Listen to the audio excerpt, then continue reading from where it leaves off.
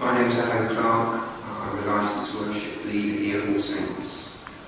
Just to explain what goes on during the service, James Crouch, our historian who researches all the people that we remember, will give you a short introduction to Mark, and then the bell will be told 100 times, after which he will expand on Mark's story, and then we have a short prayer service in memory of Mark. So I'll pass over to James.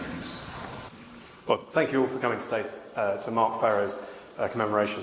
What Alan said maybe isn't quite correct. Not 100 years ago today, but the British Army was in such chaos after the launching of the German offensive 100 years ago tomorrow, in the early hours of tomorrow morning, the death dates for many of these men that the country as a whole are commemorating at this time are quite approximate. And Mark Farrow, who we're commemorating today, died sometime between the 26th and the 31st of May. And it's the 26th, the date that's on his headstone, 100 years ago today, that we will commemorate him on, even though he probably died in the early hours of tomorrow morning, 100 years ago. He's one of a dozen or so men from the Banstead Asylum that we're commemorating. We believe he lived in Belmont, although we can't be sure of that. That memorial still hangs in Her Majesty's Prison Highdown to this day. Now, his home village of Swaffham Prior in Cambridgeshire, in the Church of St Mary's, there has a very unusual and very distinctive war memorial. A series of stained glass windows, illustrated with scenes from the war, men in trenches, tanks, zeppelins, fighter planes, all those sorts of things. And the text beneath it is neither really in remembrance or in a spirit of triumphalism. It's actually biblical quotations scolding man for going to war in the first place and asking people to work instead for peace. Now, we actually have part of our memorial chapel here is actually a stained glass window. I'm just pointing out because we don't really talk about the little memorial chapel here, but if you go and have a look afterwards, there are 3 stained glass windows, and they're the patron saints of the Army, the Navy, and the Air Force. We're going to be commemorating Mark in a few minutes, and just before we do that, we're going to have a poem. Right. Now, this one's chosen because 100 years ago, the weather on the Ain, where they were, was very much like it has been here over the last couple of weeks. It's been hot with occasional rain, and I think this poem captures what it's like to be in the front line on a hot spring or summer's day. The poem is called Noon. It is midday, the deep trench glares, a buzz and blaze of flies. The hot wind puffs the giddy airs, the great sun rakes the skies. No sound in all the stagnant trench, where 40 standing men endure the sweat and grit and stench, like cattle in a pen. Sometimes a sniper's bullet whirs or twangs the winding wire. Sometimes a soldier sighs and stirs, as in hell's frying fire. From out a high cool cloud descends, an aeroplane's far known. The sun strikes down, the thin cloud rends, the black spot travels on. And sweating, dizzied, isolate in the hot trench beneath, we bide the next shrewd move of fate, be it of life or death. We're now going to toll the bell 100 times in Mark's memory, so if you're able to stand, please do so.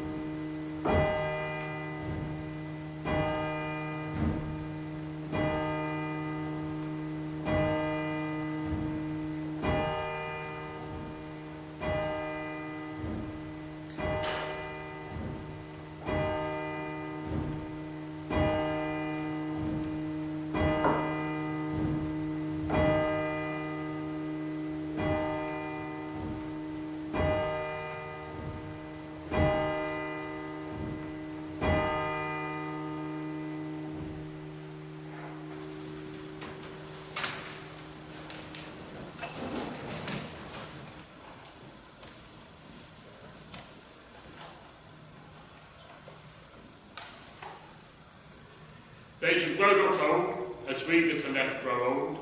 Age shall not weary them, nor the years condemn. At the going down of the sun, and in the morning, we will remember them. We will